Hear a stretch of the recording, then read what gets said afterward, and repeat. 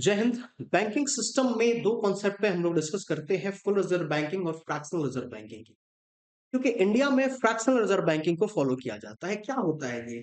देखिए, हम बैंक में 2 तरह के डिपॉज़िट करते हैं, एक टाइम डिपॉज़िट और डिमांड डिपॉज़िट। टाइम डिपॉज़िट का मतलब fixed deposit and recurring deposit, and demand deposit का मतलब current account and saving account. अगर सिस्टम कोई भी बैंकिंग सिस्टम अगर इन दोनों अमाउंट को किसी को लोन में प्रोवाइड कर सकती है, तो फिर ये हम फ्रैक्शनल रिज़र्व बैंकिंग की बात करते हैं, जो कि इंडिया में फ़ॉलो किया जाता है।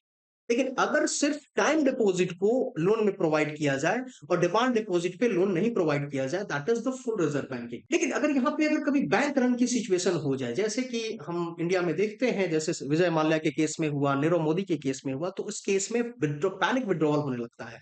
लोग अपने पैसे को बैंक से निकालने लगते हैं। अब ऐसे पैनिक विड्रॉवल में फुल रिजर्व बैंक तो सेफ रहेगा, क्योंकि इनके पास जो डिमांड डिपॉजिट इनके पास होता है, ये इस पे लोन प्रोवाइड नहीं करते हैं, इसे लोन में नहीं प्रोवाइड करते हैं। लेकिन फुल फ्रैक्शनल रिजर्व बैंकिंग में पैनिक विड्रॉवल ज्यादा होता है, क्योंकि हमारे यहाँ पे विड्रॉवल जो डिमांड डिपॉजिट और टाइम डिपॉजिट दोनों पे लोन, दोनों का अमाउंट जो है लोन में प्रोवाइड किया जा सकता है। तो पैनिक सिचुएशन ज्यादा हो जाती है। लेकिन अगर मैं इकोनॉमिक ग्रोथ की बात करूं, तो फ्रैक्शनल रिजर्व बैंकिंग में इकोनॉमिक ग्रोथ में सपोर्ट ज्यादा मिलता है, यानी कंट्रीब्यूशन ज्यादा होता है, क्योंकि वॉल्यूम ऑफ लोन जो है तक वो ज्यादा होता है, यानी अमाउंट ज्यादा हम दे सकते हैं। फुल रिजर्व बैंकिंग में जो वॉल्यूम ऑफ लोन होता है वो कम होता है, क्योंकि यहाँ पे डिमांड डिपॉजिट पे लोन प्रोवाइड नहीं किया जाता है। तो ये दोनों कॉन्सेप्ट का काफी बैंकिंग सिस्टम में इंपॉर्टेंट होते हैं। Thank you. विवेचना आईएएस एकेडमी, आपका लक्ष्य हमारा विश्वास।